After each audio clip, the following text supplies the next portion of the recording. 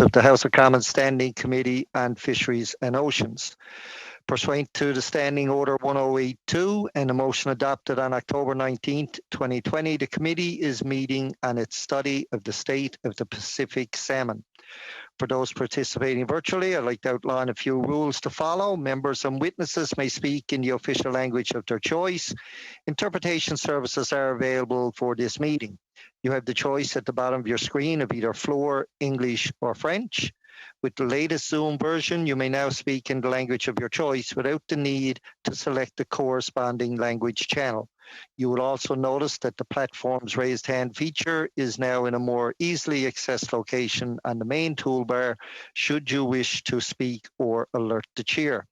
I would now like to welcome our witnesses. Today we have from the Department of Fisheries and Oceans, Carl Garber, Research Scientist, Pacific Region. We have John Holmes, Division Manager, Stock Assessment and Research Division. We have Simon Jones, Research Scientist, Pacific Region. We have Kristi Miller-Saunders, Research Scientist, Pacific Region. We have Jay Parsons, Director, Aquaculture, Biotechnology and Aquatic Animal Health Science Branch. We have Rebecca Reid, Regional Director General, Pacific Region, and Andrew Thompson, Regional Director, Science, Pacific Region. We will now proceed with opening remarks. Ms. Reid, you may begin with introductions, and then, of course, I believe we're going to hear from at least one other person from the department or so on. So over to you when you're ready. Thank you very much, Mr. Chair, and good afternoon, committee members. So I'm Rebecca Reid. I'm the Regional Director General for DFO Pacific Region. My colleagues and I greatly appreciate the opportunity to appear before this committee on behalf of Fisheries and Oceans Canada. To begin with, we would like to thank you for focusing on this extremely important issue. Our aim today is to provide you with as much information as possible to support your deliberations. En particulier, nous sommes heureux. In particular, we are pleased to have this opportunity to discuss the steps taken by the department to conserve and replenish the populations of salmon in the Pacific. Over the next 10 minutes, I will introduce you to the witnesses and describe their areas of expertise. I will invite Dr. Kristi Miller-Saunders to provide a more in-depth description of her field of research, and then I will close with some final remarks. Andrew Thompson, whom many of you have met before, has been recently appointed as the Regional Director of Science. Prior to that, he was Regional Director of Fisheries Management for over 6 years and has held other management positions, including Director of Aquaculture Management. Dr. Jay Parsons, Director, Aquaculture, Biotechnology and Aquatic Animal Health Science Branch. Dr. Parsons has worked for over 30 years in the field of aquaculture, including both research and aquaculture management. Dr. John Holmes, Division Manager, Stock Assessment and Research Division. Dr. Holmes is currently responsible for stock assessment, surveys, activities, and advice on all marine finfish, invertebrates, and Pacific salmon. Dr. Kyle Garber, Research Scientist, Aquatic Diagnostics, Genomics, and Technology Division. Dr. Garber's research focuses on identifying and characterizing finfish viruses to understand transmission and pathogenic potential. Dr. Simon Jones, Research Scientist with Aquatic Diagnostics, Genomics, and Technology Division. Dr. Jones's research focuses on diseases in wild and farm salmonids. And Dr. Kristi Miller-Saunders, Section Head, Salmon Genetics. Dr. Miller-Saunders' research focuses on molecular biology, genetics and genomics, ecology, and fish health. At this point, I will turn to Dr. Miller-Saunders to provide some remarks before I offer concluding comments. Thank you. Hello, thank you very much for the opportunity to come before you. My name is Dr. Kristi Miller-Saunders. I hold a PhD from Stanford University and have been a research scientist with DFO since 1994. My areas of specialty include molecular biology, genetics and genomics, ecology, and fish health. I have worked on salmon for all of my career at DFO and issues surrounding salmon health and salmon declines for the past 20 years, with at least 75 of the 140 publications from my program focused on fish stress and disease. I co-developed the Strategic Salmon Health Initiative with Dr. Brian Riddle in 2012 in response to the clear data gaps on infectious disease discussed in the Cohen inquiry. The SSHI is a large multi-million-dollar project that sought to bring clarity to the role of infectious disease as a factor in salmon declines and to reveal pathogens undermining the survival of salmon in British Columbia. With a focus on all salmon in BC, wild, enhanced, and aquaculture, the SSHI assessed over 30,000 salmon for over 50 viruses, bacteria, and parasites associated with diseases in salmon worldwide. Technological advances in disease monitoring and diagnostics within the SSHI provided a new foundation for studying complex disease processes in live sampled fish, including a high-throughput molecular infectious agent monitoring system, an innovative approach to the resolution of novel viruses and viral disease, and to visualize viruses in tissue, and a holistic tool called Salmon Fit Chips that can resolve specific stressor and disease states in salmon using only a small gill clip. The funded SSHI program was completed at the end of March in 2021. The SSHI has resolved a clear picture on the role of pathogens in declining survival of our wild BC salmon. Key highlights include discovery of over a dozen previously uncharacterized viruses infecting salmon in aquaculture, hatchery, and wild settings. No detection of several viruses of regulatory concern, corroborating evidence by the CFIA that these agents are not found in British Columbia. Identification of several agents with higher probabilities of transmission and disease under high water temperatures, suggesting that disease risk may continue to worsen as the climate warms. Discover a piscine orthoreovirus in PC cultured and wild salmon, the first documented farm-level observation of heart and skeletal muscle inflammation in farmed Atlantic salmon, and a different but related PRV-associated disease in farmed BC Chinook salmon. In juvenile salmon, using infectious data spanning a decade and traditional stock assessment modeling approaches, several infective agents have been resolved that show associations with annual variants in marine survival of Chinook, coho, and sockeye salmon. This represents the most comprehensive analysis of population-level impacts of infection on naturally migrating wild salmon. 2 of the 6 agents with consistent associations between species also shows connections with farm-mediated transmission, informing the risk to wild salmon posed by open net farming. The most notable agents include PRV, or piscine orthoreovirus, associated with annual variances in survival, and low-weight Chinook and coho salmon with highest incidence of infection within 30 kilometers of salmon farms. Phylogenetic studies show that PRV has been repeatedly exchanged between wild and farmed and wild salmon in British Columbia. The bacterium Tenacibaculum maritimum, responsible for significant mortality on salmon farms, is strongly associated with annual variance in survival and low-weight sockeye, Chinook, and coho. For sockeye, the highest incidence of infection is in fish sampled near farms in the Discovery Islands. The small skin parasite Ichthyopterius multifilius that infects salmon in fresh water shows a strong carryover effect on survival and low weight of sockeye, Chinook, and coho salmon in the ocean that may indicate years in which poor condition fish are entering the ocean. A newly discovered Pacific salmon nidovirus related to mammalian respiratory coronaviruses infects the respiratory gill tissue of salmon released from some federal hatcheries. We see preliminary associations with survival in Chinook and coho. A virtual international workshop was held at the end of March to provide expert advice on next steps for the program, which will include disease challenge studies and understudied agents if facilities and funding can be sourced. Our program is now moving to apply Salmon Fit Chips to reveal the role of cumulative stressors on salmon survival. This tool can reveal if a salmon is undergoing salinity stress, low oxygen stress, or thermal stress, and if they're experiencing a viral disease. It can also predict whether a salmon is likely to die within 72 hours and the cumulative level of stress that they carry, which is predictive of lower survival over longer timeframes. By applying this tool, we can assess the role of climate-driven changes on salmon health and identify environments and years in which salmon are most compromised. Importantly, it is our goal to use this tool to identify the stressors that, if mediated, could increase survival and productivity of our wild salmon. The success of this program has led to demand for the technology to understand similar issues in salmon worldwide, including Norway, the Netherlands, and the US. We're also working closely with many First Nations in BC and transferring some of the tools to the first Indigenous-led genomics laboratory in Canada. Thank you. Thank you, Kristi. Comme vous le savez, As you know, the main mandate of DFO is to manage fisheries in Canada and to protect our waters. with that mandate, the protection, conservation, and restoration of wild Pacific salmon is a key priority. Pacific salmon are under threat and the challenges facing them are numerous and multifaceted. Unforeseen events such as Big Bar landslide have further heightened the risk facing these populations. The department has taken significant action guided by Canada's wild salmon policy and its corresponding implementation plan, as well as the 75 recommendations from the Cohen Commission. With respect to marine finfish aquaculture, the department continues to rely on the best available science and a robust regulatory system to manage potential risks to wild fish stocks and ecosystems.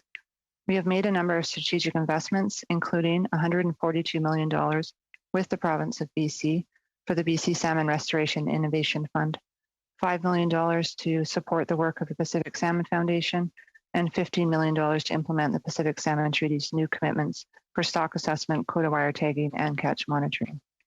The Minister's supplementary letter sets out a commitment to bring forward a long-term Pacific salmon strategy and to deliver on the government's commitment to conserve and protect wild Pacific salmon and their habitats and ecosystem. Budget 2021 identified $647 million over 5 years to support this work.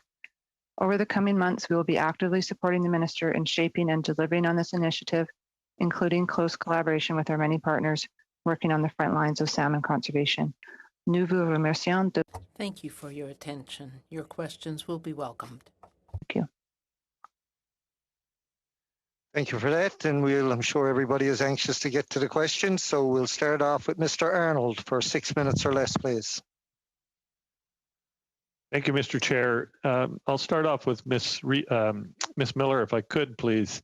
Ms. Miller, you last appeared before this committee in November of 2016, and in that appearance you stated, if I can quote, "In my view, it is difficult to convince a skeptical public that we are doing everything we can to conduct robust, transparent, evidence-based risk assessments on aquaculture wild interactions if we do not maintain independence from industry," end quote. Since 2016, in your view, has DFO's independence from industry changed? Well, I am supposed to be sticking to the science, but in short, no. Okay, thank you. In March 2020, the Canadian Science Advisory Secretariat released its report on the nine populations that COSAWIC has designated as threatened or endangered. The CSAS report stated that all sources of harm should be reduced to the minimum extent possible in order to provide the best chance of survival of threatened or endangered wild salmon stocks. In your view, are viruses from fish farms such as PRV a source of harm that should be reduced to the maximum extent possible? Well, viruses are a particular concern because of their capacity for rapid evolution. So in farm salmon, viruses have a constant supply of a new host to infect. So there's no negative fitness consequence if a virus evolves to become more virulent, which is a different situation for wild salmon where densities are not as high. So we do have to worry about having large captured populations of fish and the potential for rapid evolution, which has been demonstrated in many parts of the world, including with PRV in Norway. So in the SSHI, we've amassed a strong evidence that PRV is a risk to wild salmon, particularly in Chinook and coho salmon, and that risk does need to be managed. I can go into details on what our evidence are if you are interested. Okay, I'll try and get through some more questions, but if you've got further detail to add to provide to the committee, I would ask you to do that in writing afterwards. In your view, are sea lice a common source of harm or a source of harm that should be reduced to the maximum extent possible? Well, sea lice is not my area. The SSHI didn't look at sea lice, so I can't respond from a place of being an expert in sea lice. I can say that it does concern me with increasing resistance in the drug slice that impacts of treatments like the hydrolyser, which employs a strong stream of water on fish to dislodge sea lice. Creates a lot of stress on fish, and I do know something about stress, and I'm concerned that if that kind of tack to control sea lice were to take place, that the stressed fish, the fish that would come out of those kind of treatments, may be more vulnerable to infection and disease. So it's plausible that treatment could be actually elevate risk to wild salmon. Okay, thank you. In your view, the bacterium or bacteria, or pardon me, in your view, are bacteria from fish farms such as Tenacibaculum or mouth rot a source of harm that should be reduced to the maximum extent possible? Well, there were two agents in the SSHI that really stood out in terms of risks of transmission from salmon farms, and Tenacibaculum was one of them. Tenacibaculum is also the most consistently impactful agent in our population level models, showing impacts across all three species. So it is certainly of concern. There is more work to do on this bacterium in understanding its disease-causing potential in all of the Pacific salmon species. We know on farmed Atlantic salmon that it causes the disease mouth rot. And can be quite problematic on farms. In Pacific salmon and other species of fish, it causes a different disease called tenacibaculosis. And there haven't been a lot of studies done on wild Pacific salmon with that bacterium, but certainly our data do suggest that we need to be very precautionary in our approach with this bacterium. Okay, thank you. And really quickly, the Strategic Salmon Health Initiative was started in 2012, I believe, by the Conservative government after the Cohen Commission. I believe that initiative has stopped due to lack of resources. Could you comment on that, please? Well, the program was developed to be run in phases, so it wasn't stopped because of lack of resources. It simply has run through the course of phase 2B, which was one of the planned phases. The next phase was supposed to be phase 3, where we were going to do basically disease challenge studies on the understudied agents that came out as to be the most impactful from phase 2B. And so we have to source new funding, and we have to source facilities to do those research challenges. And it's not certain that the Pacific Salmon Foundation or Genome BC would necessarily be involved. So we need to find new partners. So it's not necessarily dead. It just means that we have to kind of start over again and make a new program. Okay, thank you. And really quickly again, were the 9 risk assessments used to inform the Discovery Islands decision correct in their conclusions that those 9 pathogens pose less than minimal risk to wild Pacific salmon? Sorry, Mr. Arnold, you're gone over your time. We'll have to hopefully get that answer along the way. We'll now go to Mr. Hardy for 6 minutes or less, please. Thank you, Mr. Chair. Do appreciate the opportunity to speak with the department. Boy, so many questions. I too will.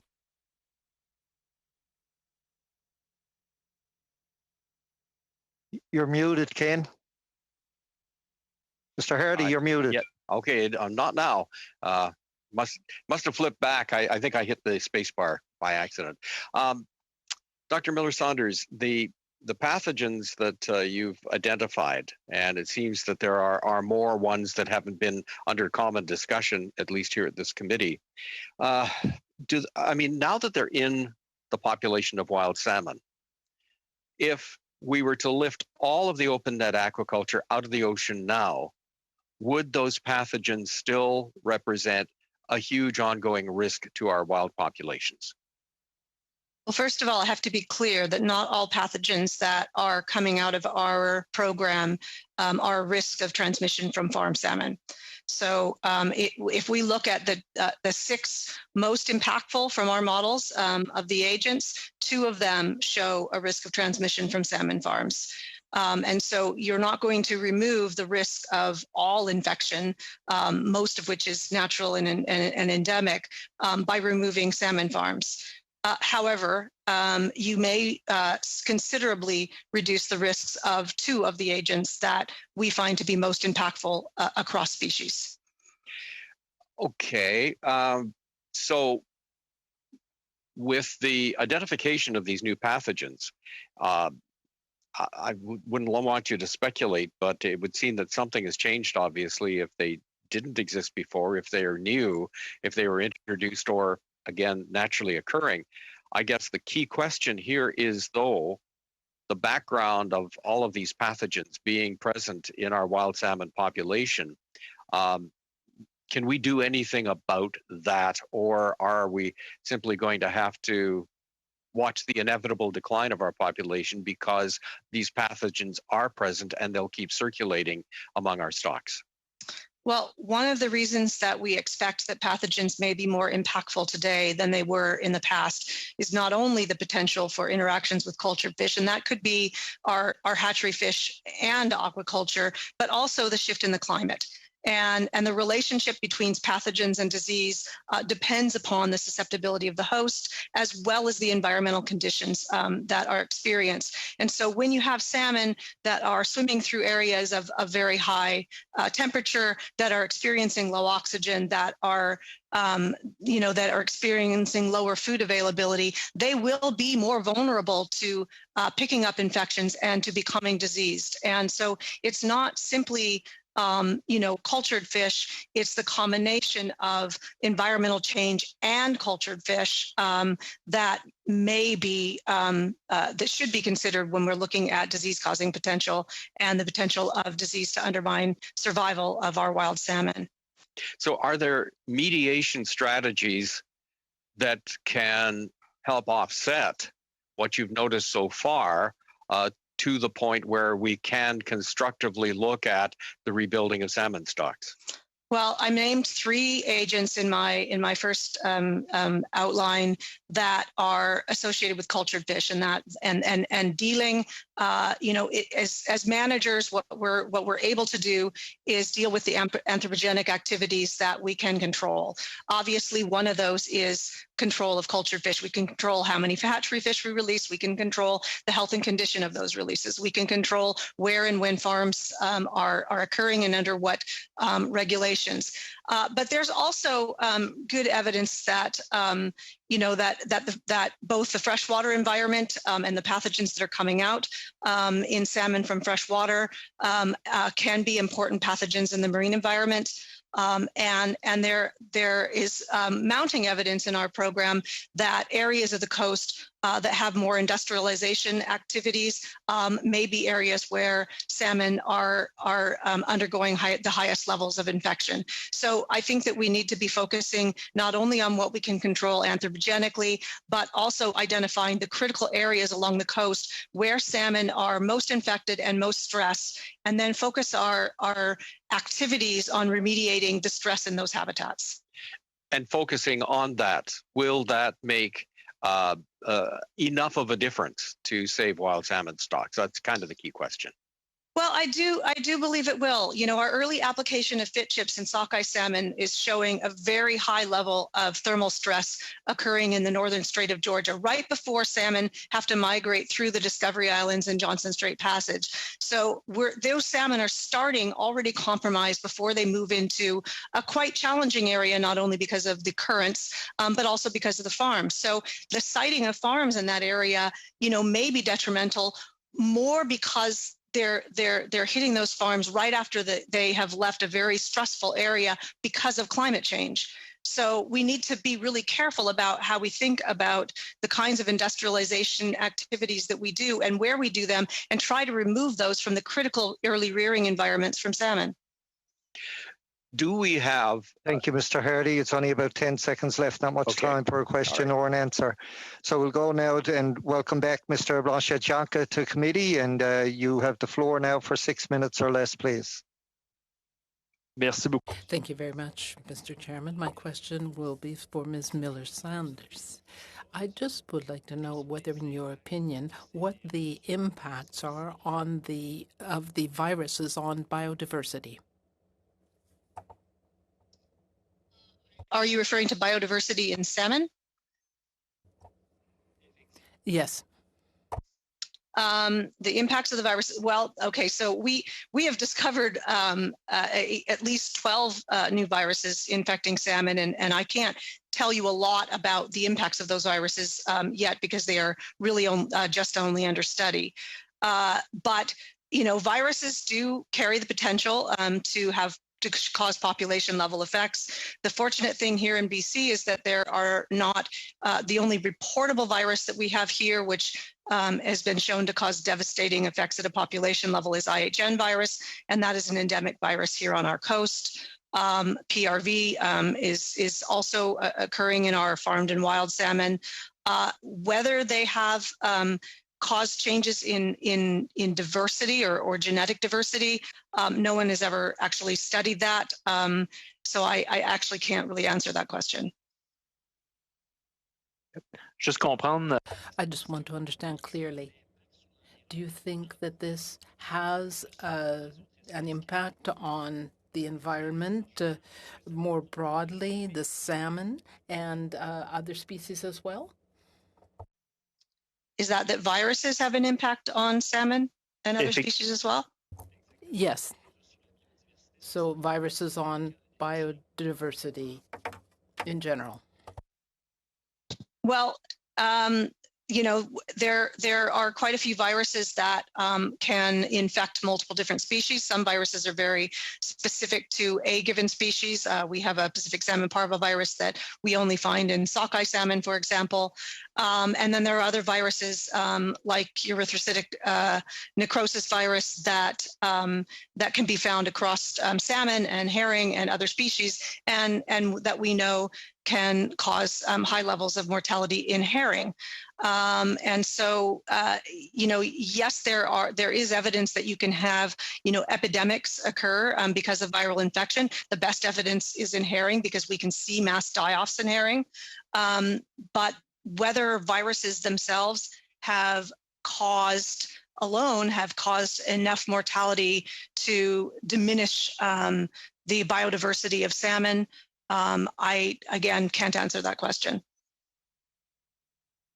Merci des précisions. Thank you for that clarification. Ms. Miller-Saunders, you talked about Norway and studies there. Do you think that studies taking place outside Canada can be used in Canada? Well, in fact, we're a little bit ahead of Norway when it comes to our studies of wild salmon in British Columbia, which is why we're starting to use some of the technologies we've developed here on Norwegian wild salmon. What we do know from studies in Norway that there really is little doubt that salmon farming has negatively impacted the wild salmon in the country. And the numbers of wild salmon in most parts of the world where farming is coexisting with natural wild populations has generally been negative on the abundance and biodiversity of those species. So we are in a much different situation in Canada where we still do have abundant wild stocks and we have a diversity of species, but this is exactly why we need to carefully manage to ensure that some of the same impacts that have been seen in other parts of the world don't happen here. Merci des précisions. Thank you. Have you read studies from outside Canada about conservation of resources and pathology of viruses on salmon, Pacific salmon in particular? Yes, of course I have. And Pacific salmon is, I mean, other than rainbow trout, is not common in other parts of the world where farming takes place. However, Pacific salmon is farmed in Chile. They're not endemic to Chile, but they are farmed in Chile.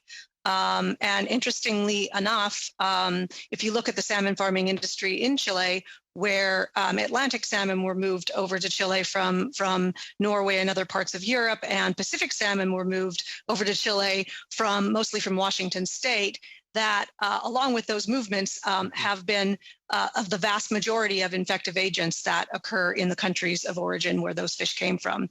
So we've shown in our latest PRV study that, in fact, that PRV has been introduced to Chile both from North America as well as from the Northern Atlantic. So it's you know, those movements to start those industries have resulted in the movements of infective agents along with the fish. Merci beaucoup. Thank you much. How much time do I still have, Mr. Chairman? a question or get an answer. So we'll get back to you again, I'm sure. We'll now go to Mr. Johns for 6 minutes or less, please. Thank you, Mr. Chair. I first want to begin by highlighting a Globe and Mail article from October 2020. In it, Dr. Miller-Saunders, you say that you were told by your managers that your statements are your opinion and not those of the Department of Fisheries and Oceans. So I guess my first question is to Ms. Reid and Mr. Parsons. Can you assure us that Dr. Miller-Saunders is free to speak today without any repercussions from the department? Thank you, Mr. John. So what we've said to each of the witnesses is that we're asking them to speak to their area of expertise, and they are absolutely free to do so within that area of expertise. Thank you. Thank you. Thank you. Dr. Miller-Saunders, I'd like to get a better understanding of the process, what happens when scientific research reveals the impact of salmon farms on wild salmon. For example, when you were asked in 2012 by Creative Salmon to look into why their salmon were dying, what was the department's response to your findings, and were you free to publish them? Back in 2012, I undertook a study with a Chinook farming aquaculture company that was looking at whether jaundice anemia as a disease that was causing overwinter mortality on farms for over a decade was caused by environmental factors or by a virus. All of the work, the genomics work, the pathology work, and the epidemiological work all pointed to the activity of a virus. And when we employed molecular tools to look at all the known viruses and identified that PRV was heavily loaded in the farm that was undergoing the disease and not found in any kind of abundance in the other farm, the co-authors of the study, which were both industry vets, were not happy with the finding and did not want the finding to be included in the paper. And no, I have not been able to publish that paper to date. Is there a reason why? Because I have to have agreement from the industry vets that the interpretation is what we all can agree on.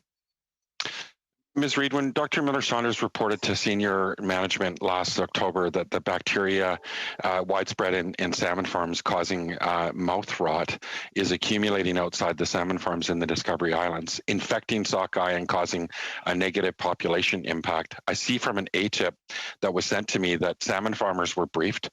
I guess my question is, was the minister also briefed on this as she was in consultation with the 7 First Nations of the Discovery Islands? And would this have been important to share with the local First Nations? So thank you, Mr. Johns. So just with regards to the information sharing within the department, we certainly would share information of that nature for context and for general awareness. With regards to the consultation process that went on with First Nations, I wasn't actually in the room with them, so I can't speak specifically to that. If you wish, I think Dr. Parsons could speak more specifically to some of those conversations.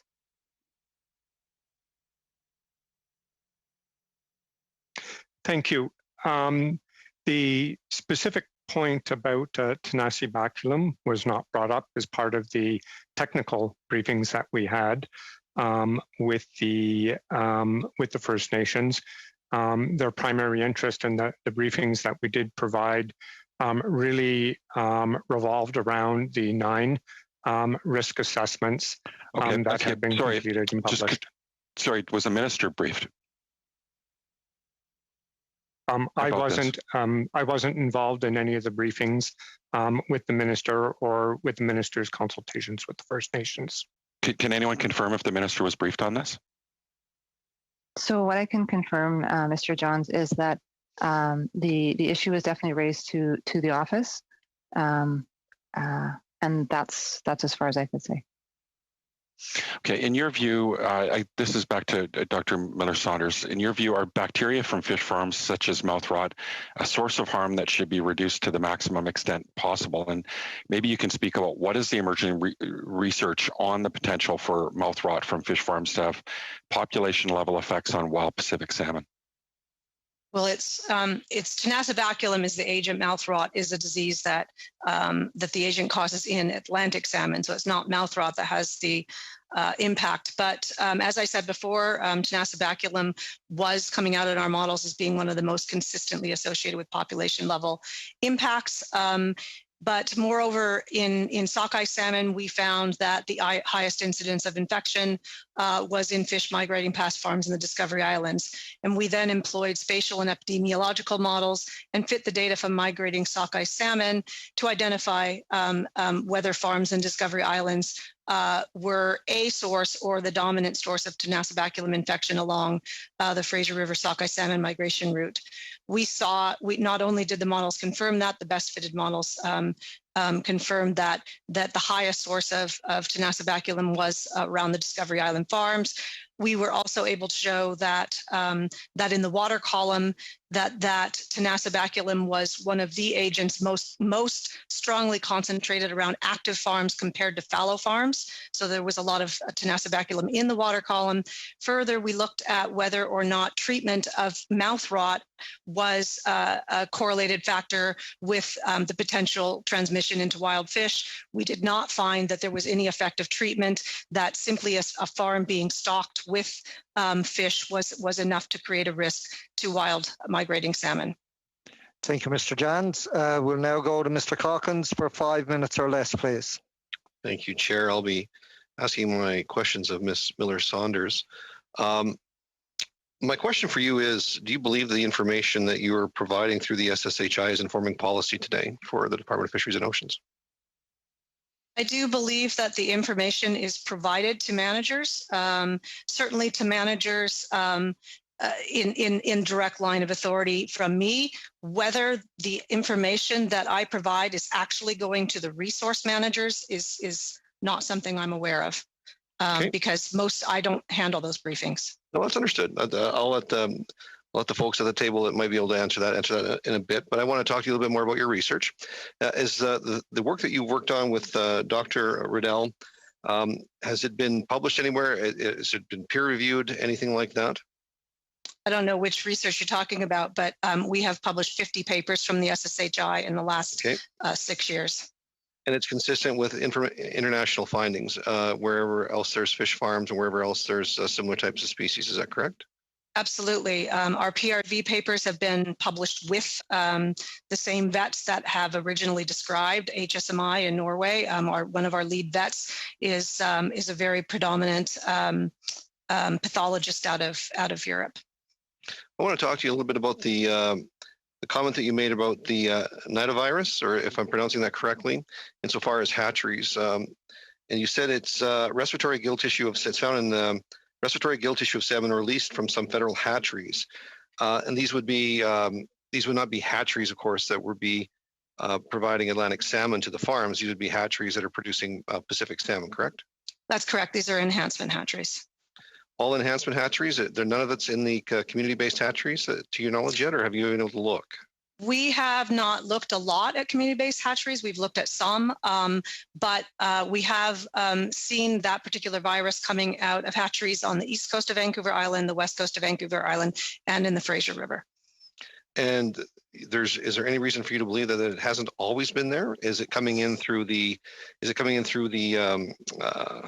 through the brood stock, or is it something that's being picked up in the hatchery scenario? Those are really good questions. We have picked up Pacific salmon nidovirus in farm Chinook salmon, so we know it's on Pacific salmon farms. We also have picked it up in the odd returning adult wild fish. So it is out there. The thing that's really different about that particular one is that we rarely detect it in wild salmon coming out of fresh water. So where we're seeing it has been in hatcheries. So how would you know that if the hatchery fish aren't completely marked? How do you differentiate an unmarked hatchery Chinook from a marked, or from an unmarked wild Chinook in the same system? Well, for one thing, we actually get fish from the hatcheries. So we take samples of fish before they've released them. And then after that, you're absolutely right. We are only able to use the adipose fin clip to identify it's a hatchery fish or not. Would it be helpful to your research if we actually marked all Chinook and coho? Absolutely. Okay, that's good for me to know. I'm going to go back over to the department officials. Your initial question I asked, insofar as this work informing policy, could anybody speak to what level this research has been informing policy on the West Coast? So I think I'll ask Dr. Parsons to take a start at this, and then we can go from there. Thanks. Sure, thank you. I'll start off with a response and speak to you from the perspective of the science branch. I mean, as you know, DFO is a science-based department, and it's the science sector within DFO that's responsible for producing science advice that contributes to the department's mandate. And certainly when research findings are published, those are certainly considered as part of our adaptive management approach. But more fulsomely, we have a very strong, formal, robust peer review process that we call the Canadian Science Advisory Secretariat, or CSAS, that we use to provide formal science advice to DFO resource managers. And that process involves looking at the breadth of the scientific literature that's available. So not only the science that we do in the department, but all available science. We conduct a synthesis of that information, and then that information is peer reviewed through a process where we bring both internal and external experts together to review that information, provide advice. That advice is then communicated to the DFO managers, and that advice is also published on our website. So it's a robust, transparent process to formalize the advice and provide it to aquaculture management as part of their decision-making process. Thank you, Mr. Okay. Calkins. Thank you, We'll Chair. now go to Mr. Morrissey for 5 minutes or less, please. Thank you, Chair. My question is to Miss Reid. Can DFO assure the future of salmon, primarily the commercial salmon, based on what DFO has did in the past? So thank you very much for that question.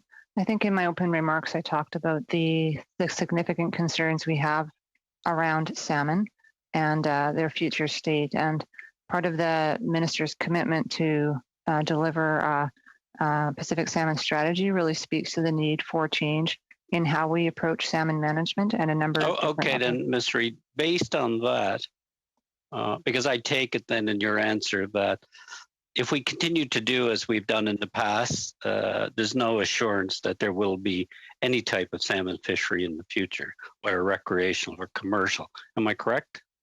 Well, so we are seeing very significant declines in salmon and have significant concerns about that. Yes. So then what has to change? Well, so the salmon... Well, let's start with one. And recently our government has allocated over $600 million to begin addressing this issue in the budget. So what advice would you give this committee should be the priority to focus on that would lead to a better future for the salmon fishery on the West Coast? And I'm talking about the natural fishery first. Thank you. So I would recommend 4 key strategies. The first would be to focus investments in habitat conservation and restoration type activities. Second, I would recommend strategic enhancement to support stocks of concern and where possible to support harvest where appropriate. I think there's a need for some significant harvest sector transformations to focus on selective fishing to avoid stocks of concern. And finally, continue. And finally, we need to focus on integration and collaboration to ensure that our governance structures, both within and outside the department, are functioning at the optimal capacity. Okay, thank you. Habitat, we know. I mean, it's been consistent. If there's one common area, it's habitat. Could you expand on your strategic? And I made notes, but your second one strategic investments. Explain. So for my second one was around salmon enhancement. And so there's a couple of areas. For example, we don't have any major hatchery facilities sort of above the big bar slide along the Fraser River. And so that's a gap that's been in place, well, forever, made worse by the slide and the pressure on those stocks. So that would be an example of an important investment to be made to protect those returning stocks. Okay, I want to go because earlier in a meeting we had a fisher by the name of Captain Hawkness. And this goes to the comment you made. You have to reevaluate the harvesting, the impact of harvesting. And correct me if I'm paraphrasing you incorrectly, but you referenced, so I picked out of that, there has to be a serious discussion on the commercial fishing effort on the West Coast as it relates to salmon. Am I correct? Is that where you were going?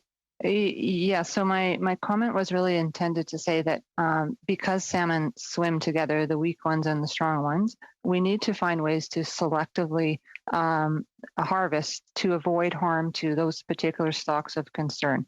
And so unfortunately, they sort of all look alike when they're swimming together. Some are of concern and some are stronger. And so how do we make sure that we selectively harvest the stocks that can withstand that fishing pressure? Is that technology or know-how available? Can a commercial fisher, is that knowledge available to a commercial fisher to selectively fish? Well, so there's a number of techniques that you can do to encourage selective harvesting. So it's not just equipment, but it's area and time can allow for selective harvest as well, but also gear types, locations, those types of things. So there's a number of different techniques to encourage the selective harvest of the stocks that can withstand the pressure of harvest. Okay. Thank you, Mr. Morrissey. You got 6 seconds left, so it's hardly time to ask a question or get an answer. We'll go now to Mr. Blanchet-Janka again for 2.5 minutes, please.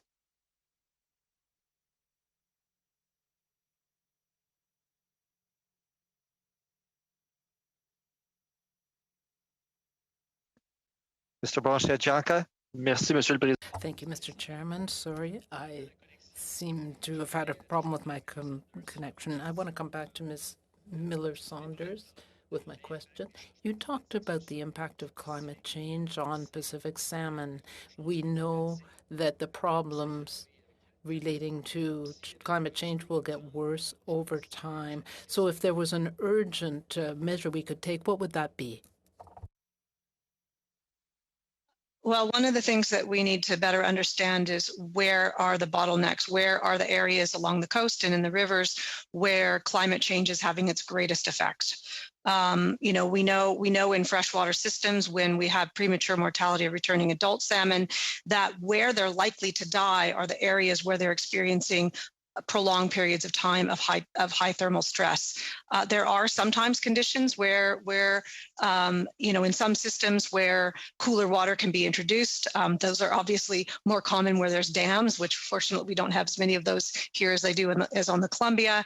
But we need to do what we can control, which for one thing is if we're going to rely on hatcheries, we need to produce the most robust fish that we can. So we know that the condition of fish coming out of fresh water is in one part a predictor of how well they're going to perform in the marine environment when they are exposed to different stressors. So if we can produce optimally healthy fish that are ready for that transition to salt water and have as few infections as possible, we will increase the probability that those fish will actually survive long enough to either be prey for killer whales in the case of Chinook salmon or be available for fisheries.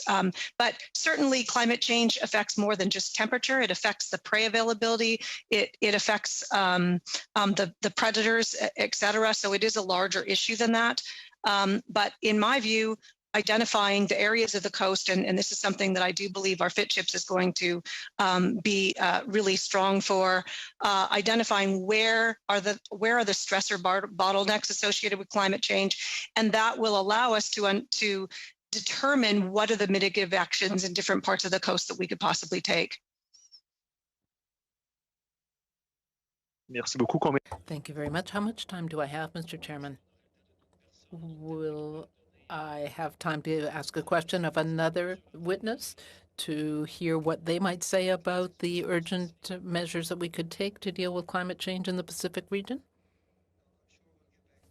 Questions. The time is up for now. We'll now go to Mr. Johns for 2.5 minutes, please. Thank you. Last week, the BC Court of Appeal once again affirmed that the Five Nations, Nuu-chah-nulth Nations Aboriginal right is a high priority in their court case. Will the department, and this is to Ms. Reid, recognize the priority of the nation's right and its importance to the economic and social well-being of their fishing communities and our West Coast economy, instead of continuing to fight the Five Nuu-chah-nulth Nations in court? Sorry, you're not on mute, Mr. Chair. Thank you, Mr. Johns. We do recognize the court-defined right by those Five Nations. Yes, we do. So recognizing the importance of last week's BC Court of Appeal decision, what actions will the department be taking for the 2021 fishing season to increase the allocations of Chinook, coho, and other species in keeping with the priority of the Five Nations Aboriginal right and a generous approach to Chinook and coho specifically? And what recommendations will you be bringing to the minister? So we are still reviewing the court decision, of course, as you know, and we are also undergoing negotiations with the Five Nations from a reconciliation perspective. They do have a fishery management plan in place now for their rights-based fishery. So even in times of low returns, do you agree that if any fishing takes place, the First Nations Aboriginal rights fisheries have priority after conservation? And also, do you agree that this priority includes the rights-based economic fisheries of the Five Nuu-chah-nulth Nations, as the courts have stated? So the rights priority would follow conservation. There's FSC that needs to be taken into account and treaty rights, but yes, those are the priorities that we are managing. Okay, thank you. Dr. Jones, in 2018, you published an important paper that described the profound physiological impact of sea lice on young sockeye salmon. Do you think this information should have been included in DFO's assessment, whether salmon farms are a risk to Fraser sockeye salmon, given the sea lice outbreaks we seem to hear about every year now, suggesting the farmers are having trouble controlling sea lice? Thank you very much for the question. The paper we published in 2019 was a continuation of work that we'd begun in 2013, where we first published on impacts of sea lice on sockeye salmon. Your question, I believe, referred to risk assessments, and we have not conducted a risk assessment per se on sea lice. However, published work such as the paper you described and others that we do publish serve as alternative sources of scientific advice that are provided into the department. Thank you, Mr. Johns. We'll now go to Mr. Mazur for 5 minutes or less, please. Thank you, Mr. Chair, and thank you to all the witnesses for coming out this afternoon. The committee has heard repeatedly that out-of-control pinniped populations are decimating juvenile Pacific salmon populations, and this is contributing to ongoing stock declines.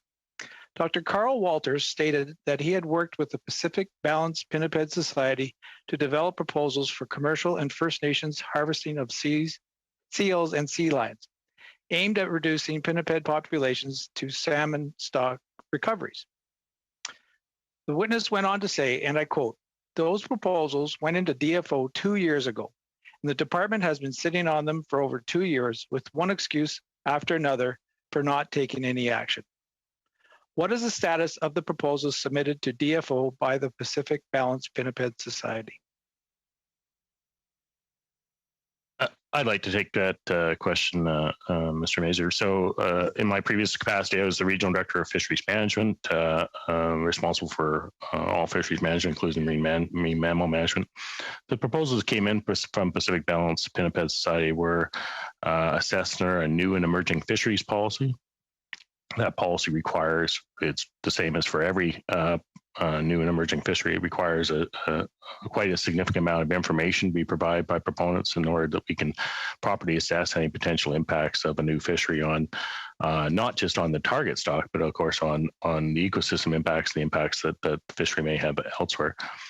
So we have been in conversations with Pacific Balanced Pinniped Society and others that have proposed these things to try to give a full picture so we can assess what the impacts might be of any potential pinniped harvest on not just the pinnipeds, obviously, but on all other stocks. As we all know, pinnipeds are a consumer of salmon. They're also a consumer of prey species of salmon. They are also consumers of fish that prey on salmon. And so there's a significant amount of ecosystem impacts that you'd have to fully understand and study for make a broad determination as to whether or not a fishery should proceed.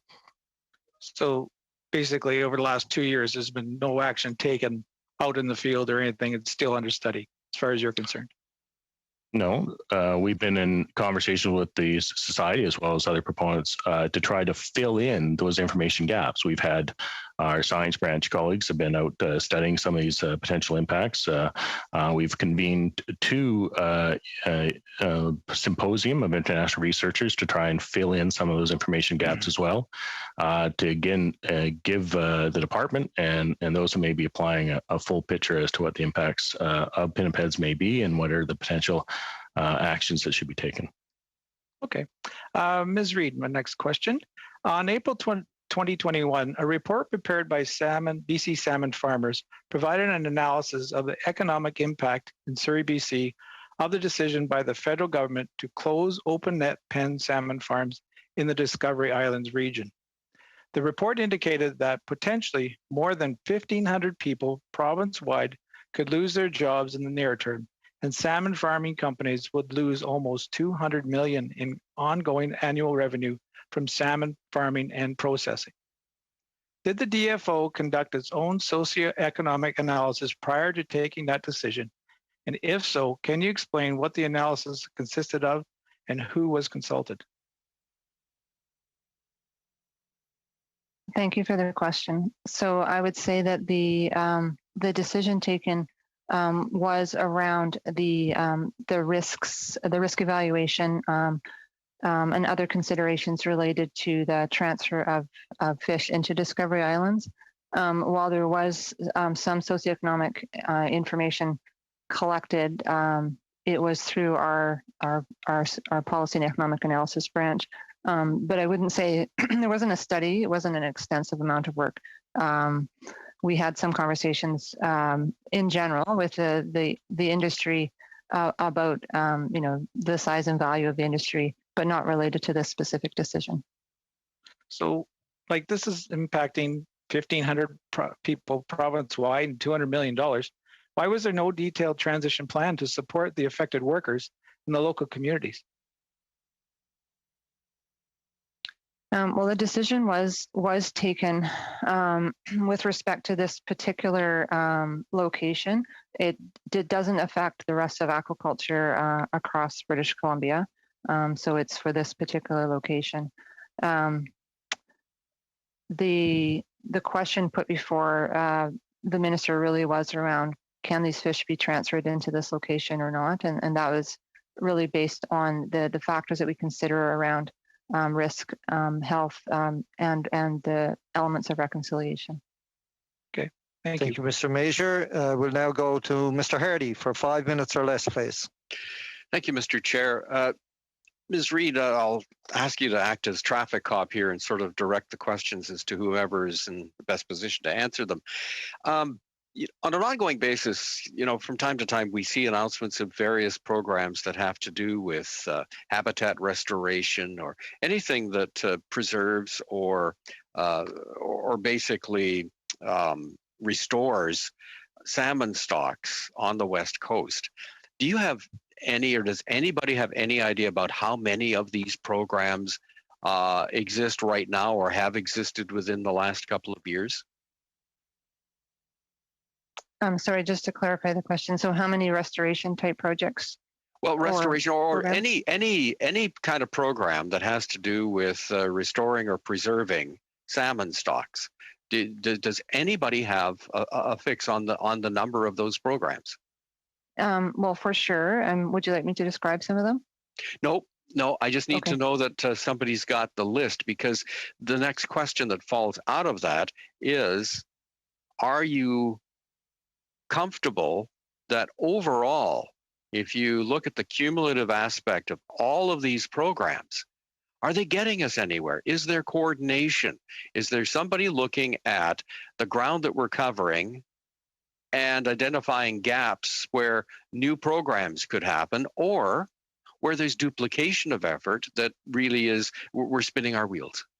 Thank you very much for that question. And so that is one of the key pillars of the Pacific Salmon Strategy and the funding that was provided. The idea being that we need to have a better coordinated, integrated approach to support the many different restoration programs that are going on right now. So the BC Shrift program, the Salmon Restoration Innovation Fund, has actually funded programs to sort of start to create that priority list and priority setting exercise. But we do see the Pacific Salmon Strategy as creating the governance around restoration and stewardship from outside of the department, which will significantly improve the way we manage and plan. So it's the Pacific Salmon Strategy creates, if you like, the framework, but has the framework been filled in? Are you satisfied, if it was your money, okay, that the department was, actually putting out there to these various projects, are you satisfied that we're getting maximum value for that money? Well, I mean, the thing with restoration is that it's hugely expensive. And so are we putting the money in the best places? We have some, we work very hard to prioritize, work with stakeholders, with Indigenous groups to really ensure value for money. I think that there's a need for greater coordination between the stakeholders so that we can take the various sources of money and collectively put them to good use. So I think there are opportunities for improvement, yes. When we were looking at the big bar slide, last year now, we were looking at the discussion came up about hatcheries, particularly hatcheries, further upstream from the slide, and there was really quite a bit of disagreement about the role that hatcheries should play and whether or not they're helpful or not in the grand scheme of things. Does the DFO have an overall strategy for hatcheries? And if so, can you describe it? Yes, thank you. So the Salmon Enhancement Program, which has been around for 40 years, has spent a significant amount of time looking at that question about when is enhancement good and when is it not good. And they have created guidelines to ensure that any enhancement activities sort of fall within the acceptable practices so that you can produce more fish, but you're not endangering the genetic diversity or impacting on the stocks of concern. And so I think it is a really important question to ask. The Salmon Enhancement Program has done a lot of work on it, and I think that there's still more work we can do to improve upon it.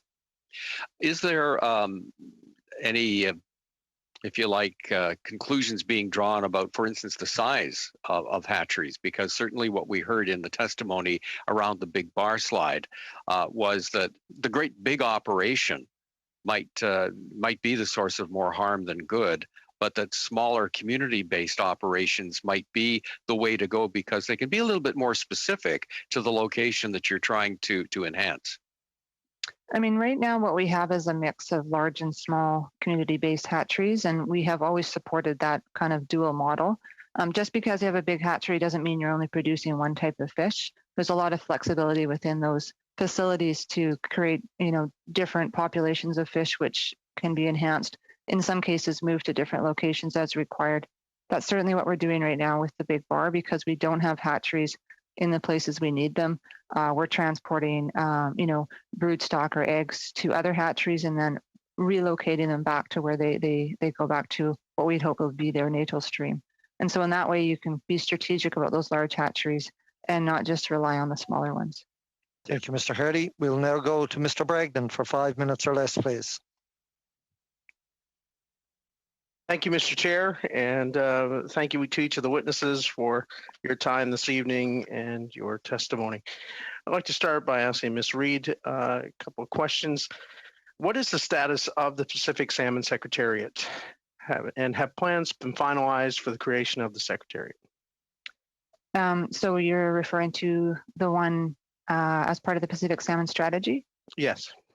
So we have not, well, what we've done right now is we've created an internal team that we've staffed, and it's quite a small team at this point. But the idea would be subject to, going through the financial processes, Treasury Board submissions, those types of things. We would start to build out the Secretariat. We would also build on the external piece as well. But that's definitely, it's very early days at this point. Do you have an estimated time as to how long that process will take to get it up and going?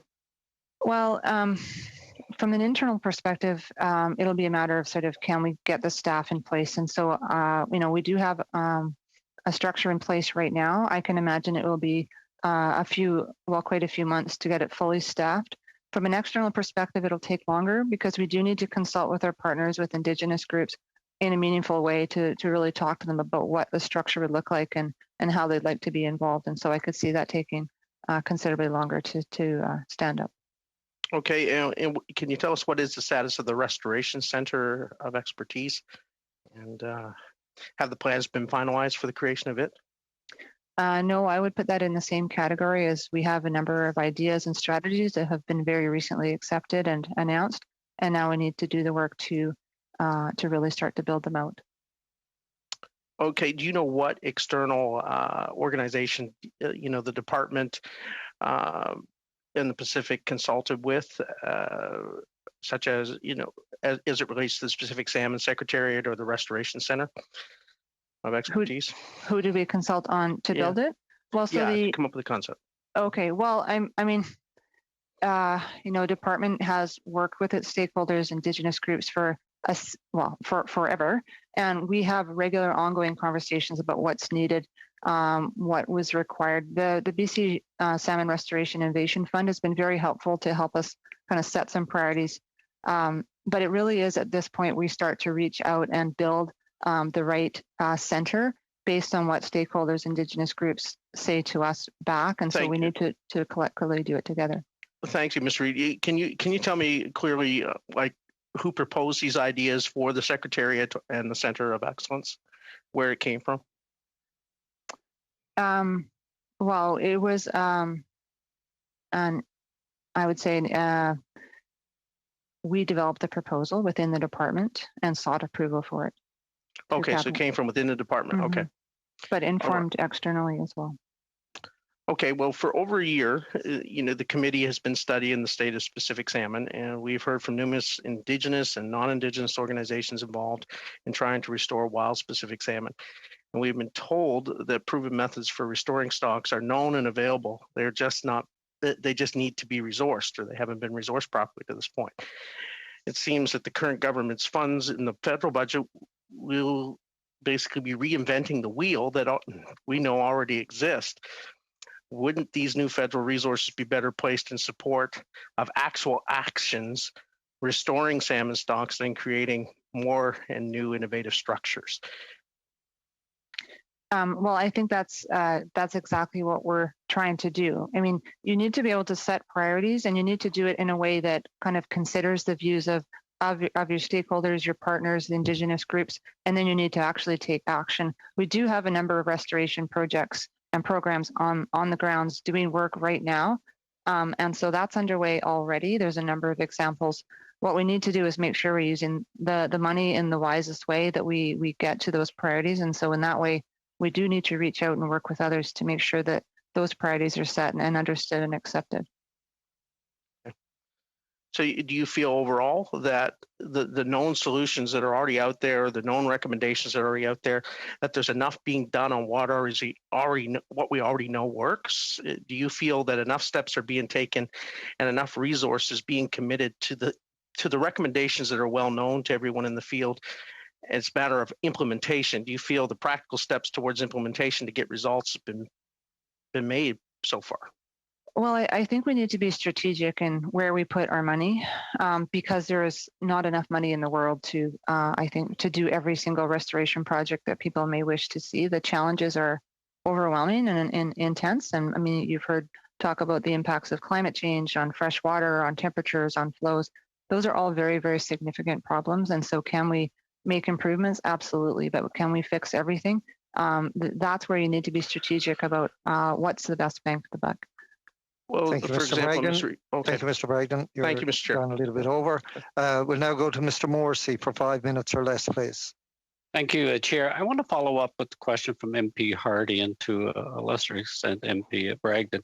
And my question to Ms. Reid would be, why have past practices by DFO failed in restoring salmon, commercial salmon? Well, there's a lot of challenges that salmon are facing.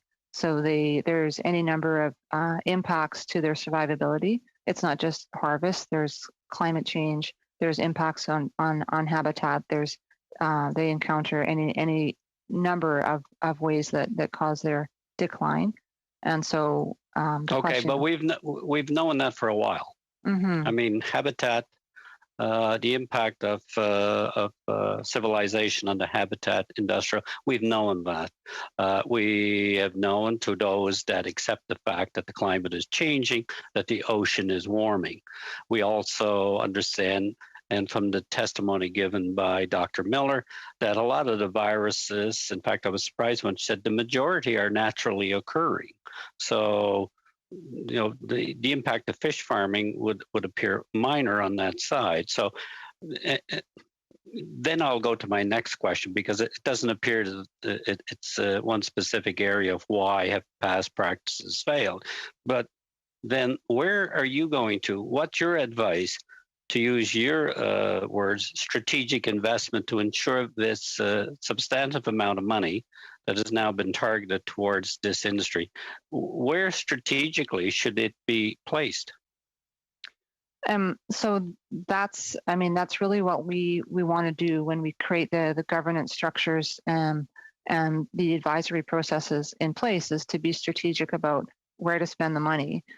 So it's not that all populations are in decline. We have examples of salmon populations improving. And which one are those? Which one are those? Well, some of the Chinooks populations are in good health, for example. There's a number of examples. But we have some very significant challenges that impact on some of those stocks. All right, so you've got climate change, you've got warming water condition, urbanization, you've got habitat development. You need to basically bring people together to set those priorities and start to work away at those problems. But those people that you're going to bring together, you're the senior person in DFO on the West Coast. What's your recommendation to them going to be? My recommendation is that we will achieve a lot more by working together in partnership, by setting priorities together, and by agreeing on what those broad outcomes that we want to accomplish. And do you have a mindset on what the priority should be? Well, I mean, I've given you sort of 4 categories of where we should make efforts. Habitat restoration, for sure. We need to do some harvest transformations. We need to make sure our governance pieces are because to working. Follow up on Mr. Hardy's point, which he was correct on, we do not want to be reinventing the wheel. And that's why my question was, do we know what has not worked in the past? Because if we're not really clear on that as a governance body, then that will impact where we're going to make these strategic investments. Because you're right, it's a large budget, but every budget is finite. So we do not want to reinvent the wheel on the areas where it had no successful results in the fisheries. So within that particular view, can you assure this committee that we're not going to be reinventing the wheel, that we're going to target and use the money wisely in your statements? And where would those key targeted areas be? fully intend to use the money wisely. We are extremely pleased to be able to have this level of support to protect the wild Pacific salmon. It's an extremely exciting opportunity, and we take our responsibilities very seriously to deliver value for money and to ensure that as we set priorities, we're not reinventing the wheel. We are moving forward with what we know. We're leveraging what's already in place and available, and we're taking advantage of kind of what we know and looking for those opportunities to make a big difference. So there's lots of different places to work, and I think there's tons of conversations we need to have to really create the best plan. Thank you, Mr. Morrissey. We'll now go to Mr. Blanchet-Janka for 2.5 minutes or less, please.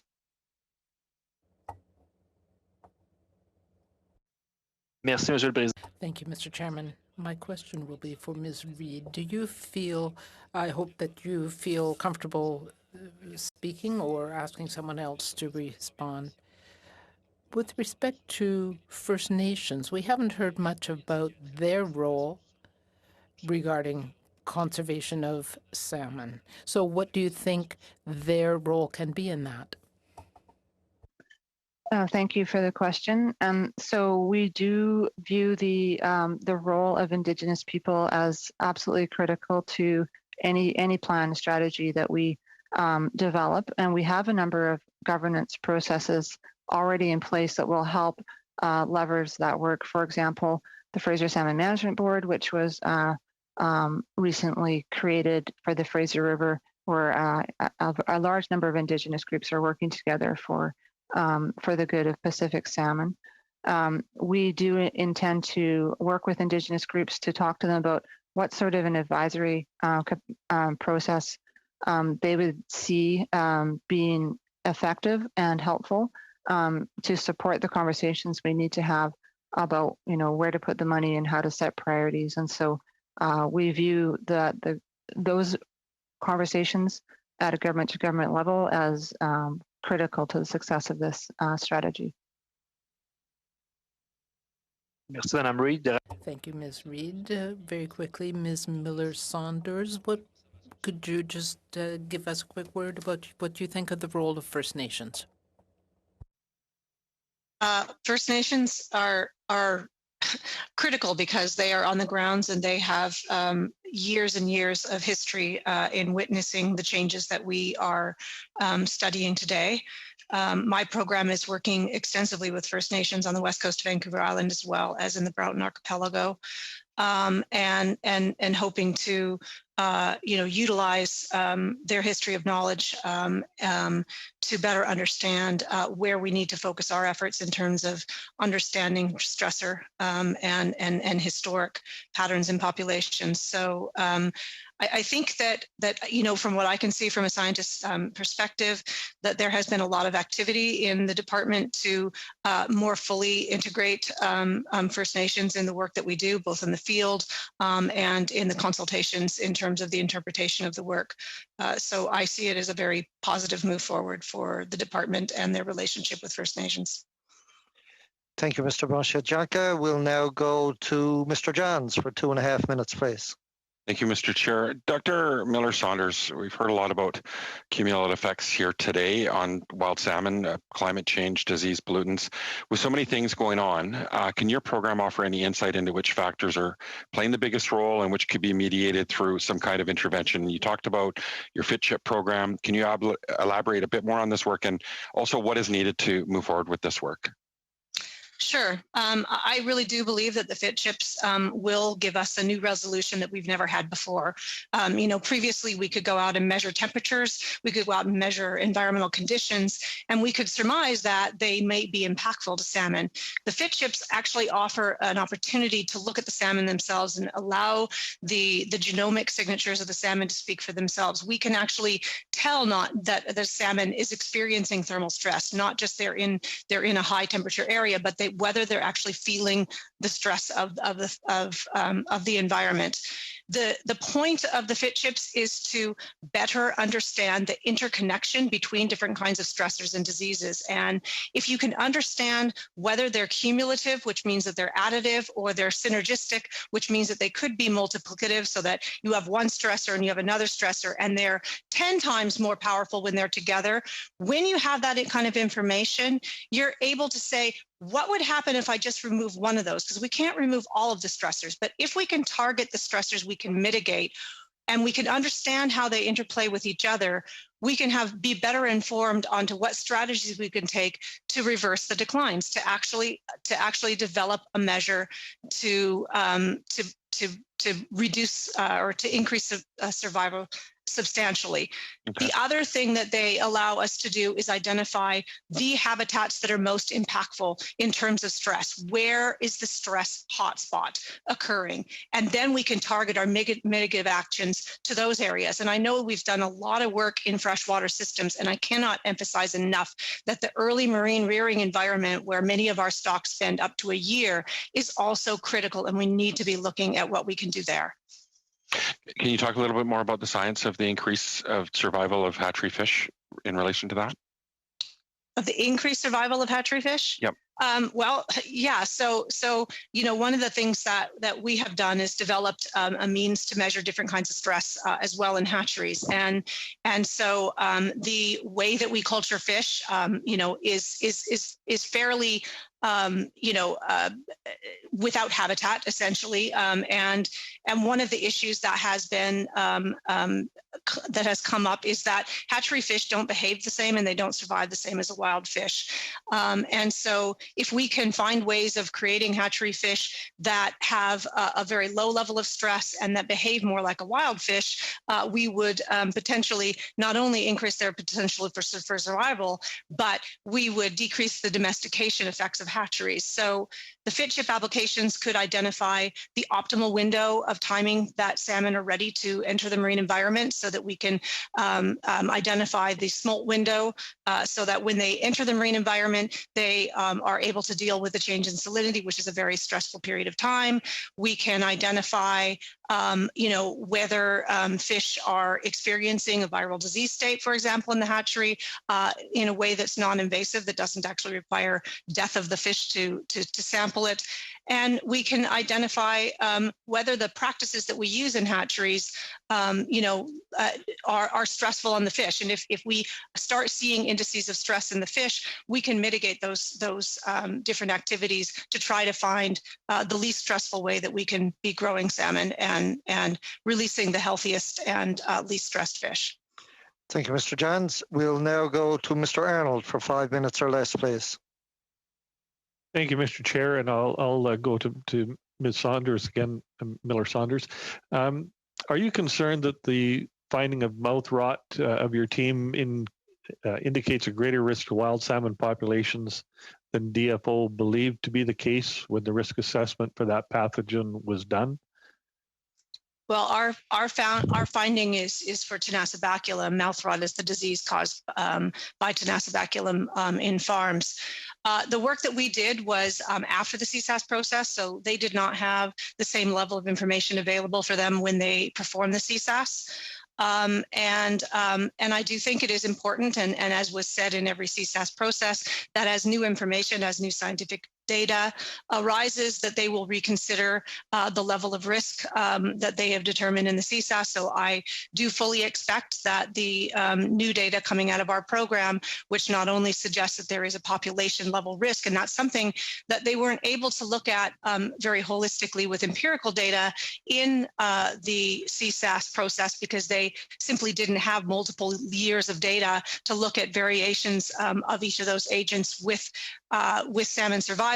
We had that data. We were able to do that. That makes us quite unique in terms of the research programs on our coast.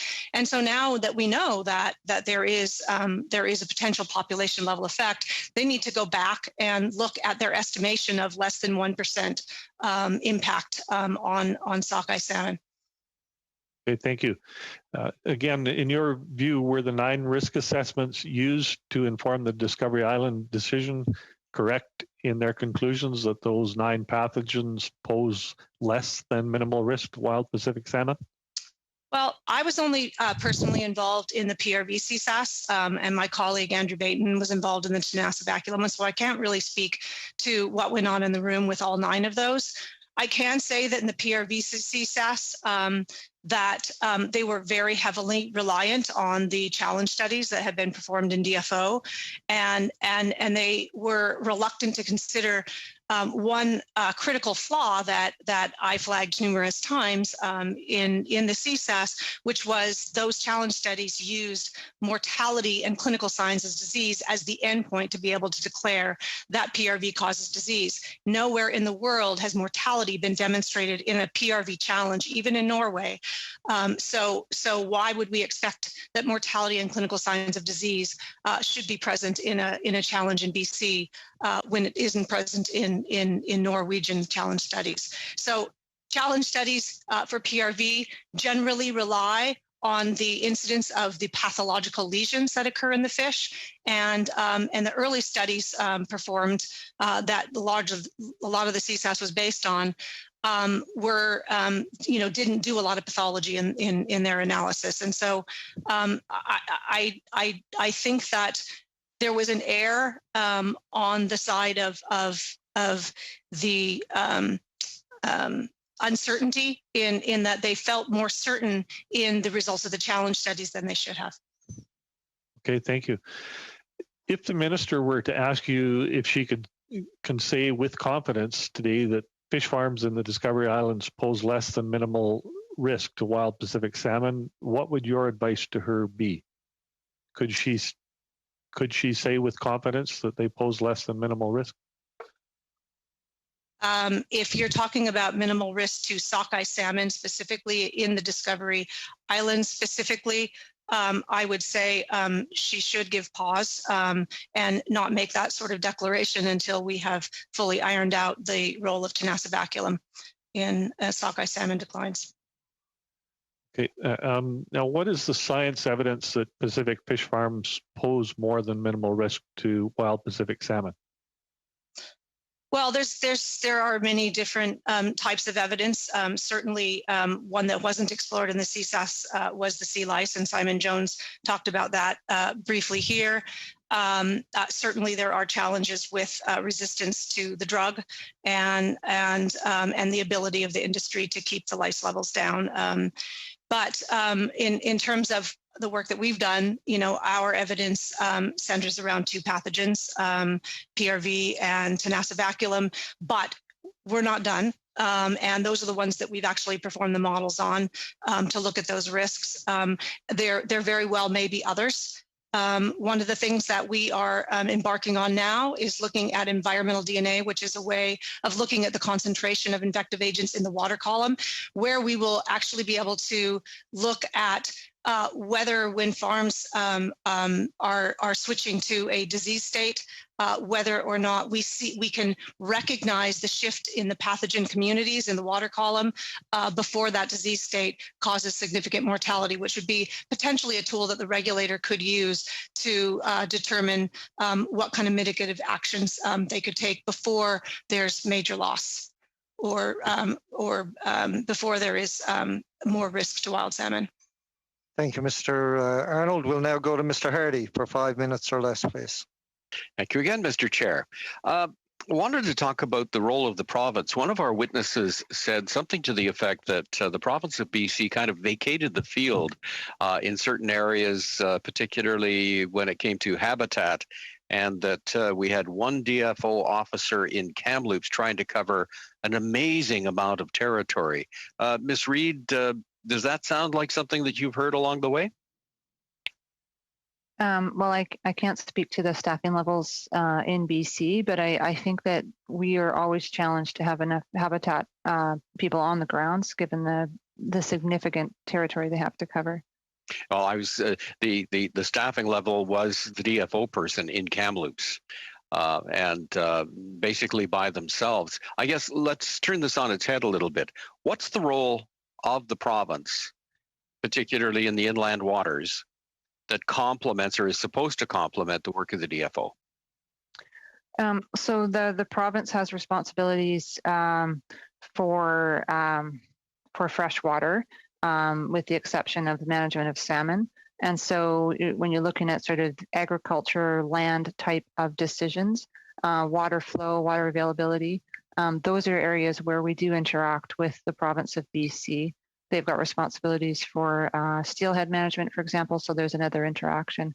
And so we work with the province quite carefully and significantly from a habitat perspective. We also work with them in the marine environment, for example, for aquaculture for tenures. And so that's kind of the interface between DFO and BC when it comes to land and water. I don't want to put you terribly on the spot, but would it appear that the province is somewhat challenged to keep up its end of the work that needs to be done?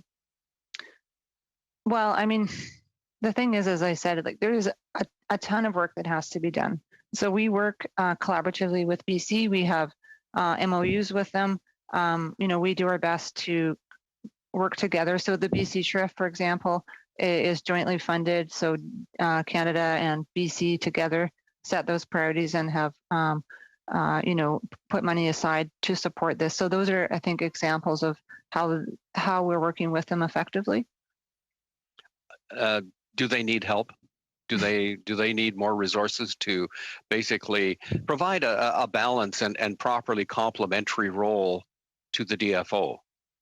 I think you'd have to ask them that, but I will say that we've had some great working relationships with them, including at the Big Bar site, where they have been there hand in hand helping us support that very significant project. Again, over time and a number of studies where we talk about the health of fish stocks and particularly salmon, there has been a lot of discussion about activities that are going on, damage to riparian areas, residential and farming and industrial activities close to the banks of the Fraser River, etc. Is there dialogue between the DFO and the province when the province or some of the regional districts are looking at approving projects that could have a negative effect on salmon? So we do have an MOU with the province. They have the riparian areas regulations that they put into place. They have responsibilities, as do we. The DFO has responsibility for authorizing habitat destruction. And so there is an interface between us where we need to work together. And so I'll leave it at that for now. Okay. Is there a register of decisions that have been made that have resulted in habitat destruction? A register? Actually, I'm not sure. I mean, certainly we have we document all the authorizations that we develop, and there is a database that collects that information. Yes. Is there science on the impact of farming and particularly runoff from farms into, say, the Fraser River? Absolutely. That's not my area of expertise, and I don't know if any of the panel members would view that, but there certainly have been a lot of studies. I've seen them myself. But that would be something that the DFO would do or have a handle on. Well, I mean, so there would be the interface where BC would be looking at farm runoff as an example. And sort of ways to mitigate it. We would be looking at sort of, the management of the fish, the impact on the habitat.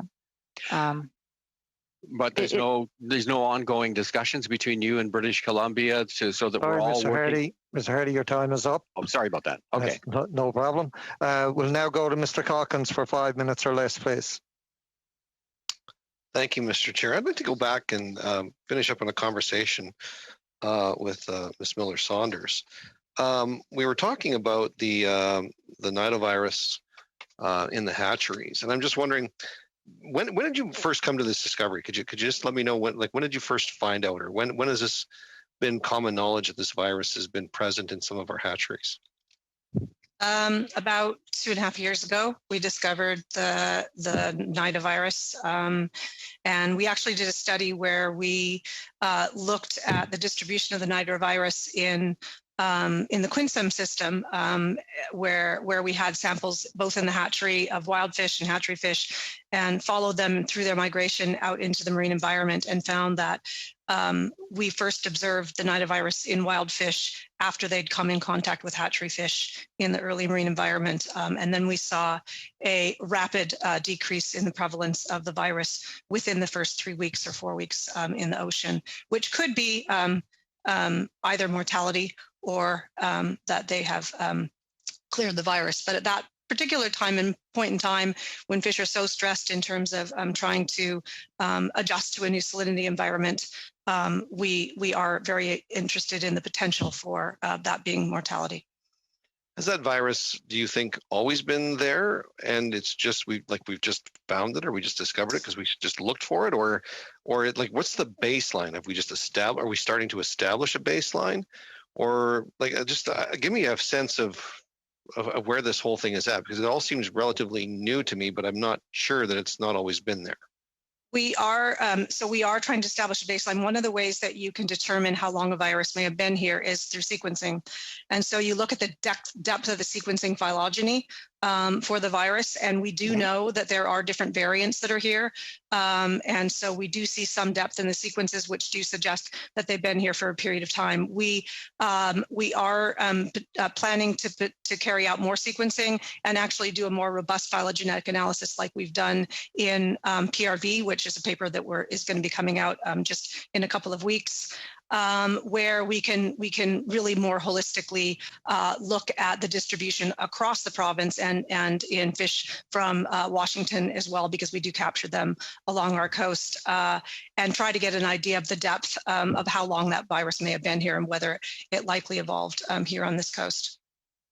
Is there any suggestion that the movement from freshwater to saltwater might actually help the salmon when it comes to fighting the virus?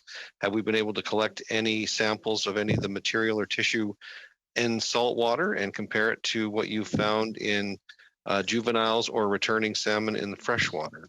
So we have done a little bit of work with our fit chip, the early version of the fit chip a couple of years ago. And one of the things that we did see in the fish was a shift in the timing of osmoregulation. And so because the virus is infecting the gill, and we've been able to show that through viral imaging under the microscope, as well as our molecular work, we are concerned that the virus may disrupt the ability of fish to shift to becoming full smolts. And if it does disrupt their ability to smolt, it could disrupt their ability to adapt to the salinity environment. And that in and of itself is a huge detriment to survival. We've in all our work on fit chips data thus far, osmoregulatory failure and osmotic stress appear to be the most closely linked with survival of all the stressors that we've looked at, more so even than temperature. So do you think that this virus is stress related? And do you think changing some of the rearing structures at a hatchery might actually help with this virus? I think one thing that could potentially help is that's been happening for the last couple of years, in part by the department's work on PRV, and is getting the hatcheries to make sure that they're disinfecting their eggs as much as they can, to remove as much potential for viral transmission, vertical transmission from the females to the progeny. That certainly could decrease the level of the virus. I mean, one reason that a hatchery might carry a virus more than wild fish is just the high densities, high density environment, easy to spread. So if we don't really know a lot about vertical transmission for this particular virus, but that is a possibility if vertical transmission is a major source of transmission, that if they were to treat the eggs well, that they could reduce the incidence of the virus in the hatcheries. To your knowledge. Thank you, Mr. Calkins. You gone a little bit over. We'll now go to Mr. Morrissey for 5 minutes or less, please. Thank you again, Chair. And I must say, I've been most impressed with the level of competency that we've seen before this committee, coming from the DFO personnel that has appeared from the scientific community and the research community. And Dr. Miller-Saunders, I'm impressed with your passion for the science that you're doing here and the cause that's at hand. So I truly hope that the groups that come together utilize the great resource that has been on display before this committee, that is within the scientific branch of DFO on a host of areas. We may not agree, we may not like the message, but it's clear from the witness that I've been listening to, you're bringing it in a non-biased stance, and I think that's extremely important. The decision makers simply have to listen. I would like for you to comment on, because we often hold Norway up as the gold standard on getting it right, and you made a comment earlier that we are ahead of Norway. I would like to know where we're ahead of Norway and which particular areas. Well, one of the difficulties that Norway has in studying disease impacts in wild fish is that there's so few fish out there to be able to capture and study. And so they've been very limited to looking at return migrating adults that are returning to spawn or juveniles that are going out, but they have really no ability to catch fish in the ocean because they're just not dense enough. And so my work with them has been to recapitulate some of the tracking studies that have been merged with FitChip and infectious agent monitoring, and then also looking as well at the role of exposure with farms. And so they have been doing tracking studies to understand, where fish go and their migratory behavior, but they've never been able to link physiology and disease and those kinds of aspects to those tracking studies, because our program focuses on non-lethal detection of infection and stress.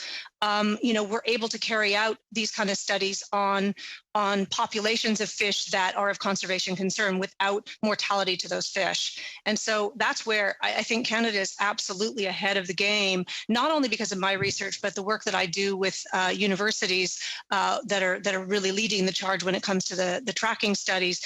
This is a game changer to be able to actually study these processes in a non-lethal way. It's like taking a saliva test in a human. And is this new, doctor? Is this something recent? Completely new, yes. Okay. Our first publication on merging tracking studies with non-lethal physiological samplings came in the science paper that I published back in 2011. That was the very first time that this kind of technology had been utilized. Our technology has evolved a lot since then, and our genomic technology is much more targeted to specific signatures of stress and disease. So it's a lot more powerful than what we had back in 2011.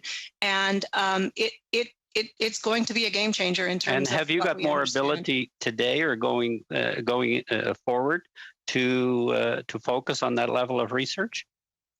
I certainly hope so. I do have some funding from Pacific Salmon Foundation to continue in that level of research. I know that the Pacific Salmon strategy, has a placeholder for that kind of work, but whether or not that work actually gets funded, I don't know yet. But you would feel it's important to fund that level of scientific research. Very important. Well, it's a bit self-serving for me to say so, but yes, I do. Yeah. Well, it seems extremely important. Could you comment in the answer to one of my colleagues' earlier questions?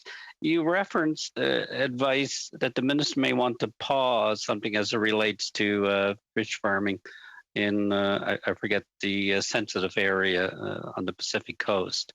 Could you expand a bit on why you stated that? I believe the question to me was if the minister suggested that that there was no more than a minimal risk, and that therefore, reverse the decision about the farms in the Discovery Islands, what I would have to say about that. And my response was that since the CSASs were done, not very long ago, but since they were concluded, we have new data. And before we holistically make a decision about the level of threat that farms have towards our wild populations, we really do need to look carefully at that data. Okay, thank you. Thank you, Mr. Morrissey. We'll now go to Mr. Blanchet-Janka for 2.5 minutes or less, please. Thank you very much, Mr. Chairman. My question will start with Ms. Miller-Saunders, but I would like to hear from the other witnesses if we have time.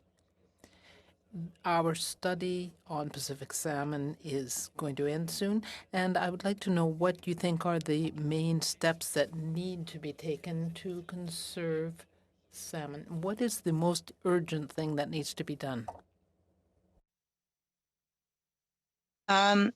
I think that we need to get away from the idea that simply pumping out more fish from hatcheries is going to reverse the declines.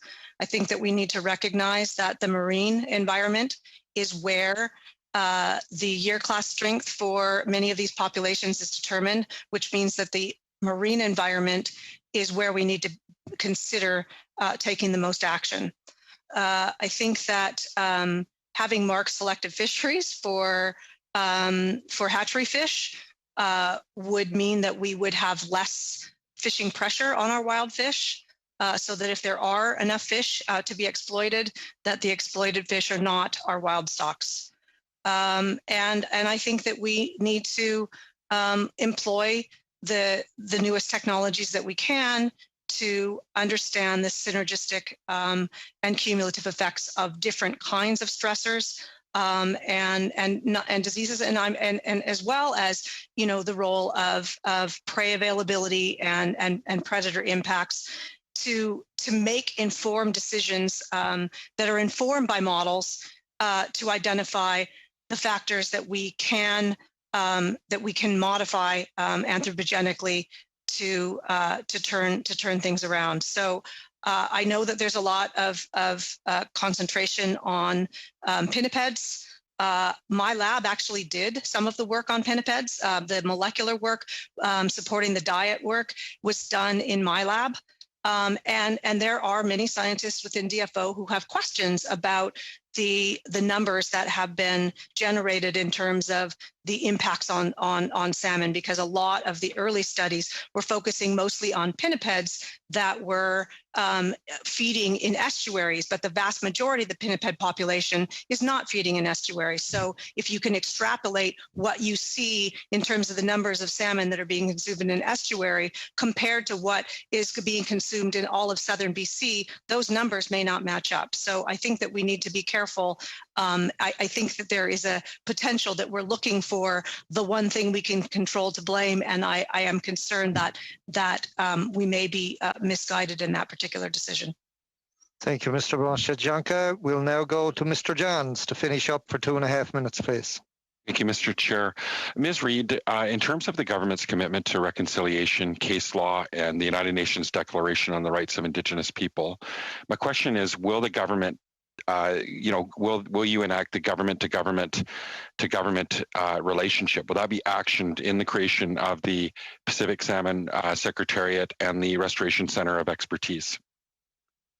So we haven't had a chance to consult with Indigenous groups yet on what the governance looks like, but we fully intend to work with them as partners. That needs to be developed based on their own ideas and interests, and those discussions need to take place. Thank you for the question.